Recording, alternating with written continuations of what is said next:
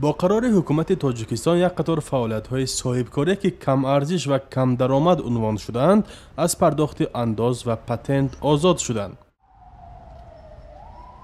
سودای کوچگی شروع از فروش گیاه کوهی تا دوغاب و غولینگاب و اکثر فعالیت کاسبی در دهات جایها صاحب امتیاز شدند.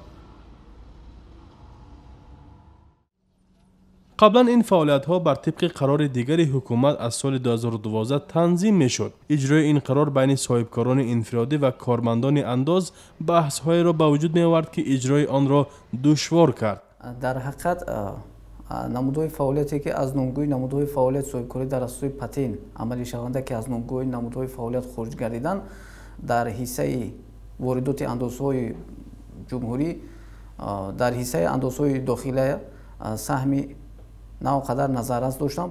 با گفته مقامات انداز این قرار در پی درخواست صاحبکاران و تحلیل آنها صادر شده است. هرچند قرار حکومت درباره قاعده‌های اندازبندی صاحبکاران انفرادی 5 سال عمل می‌نمود، بر طبق تحلیل کارشناسان ساحه با سبب کم درآمد بودن بعضی از نمودهای سودا موردهای زیادی اندازگریزی مشاهده می‌شد.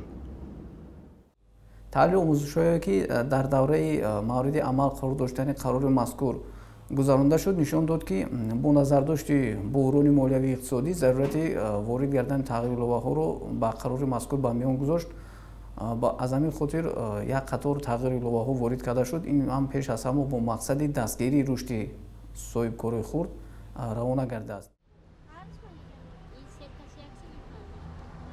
رجب ماه عالم و ساکن شهر دوشنبه بیشتر از 20 سال همراه فرزندش در گذرگاه نزد اتفاق نویسندگان به فروش آفتاب پرست و روزنامه و مجله مشغول است. او سودای خود را کوچگی می نامد و در گذشته بنابر کم درآمد بودن سودایش باری هم اجازتنامه فروش نگرفته و انداز نمی سپارید. هرگاه ناظران انداز می آمدند و تفتیش می کردند مبلغ جریمه را می پرداخت. چند است نه بیم انداز سپاری دارد و نه جریمه پولی.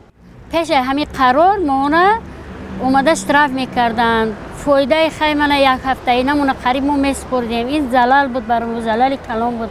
خیلی حوزی بعدی همین قرار انالکه ما دیگر نمیسپریم بخش به خودمون میمونه داخل با یک کمبودیمون بود میشه. کارشناسان ساحه اقتصادی با آن نظر هستند که در قیاس با صاحبکارانی که نقطه سودا دارند و اندازهای نشان داده شده را میسپارند، قرار حکومت درباره امتیازها به سودای کوچگی دیگراندیشی را به وجود می آورد.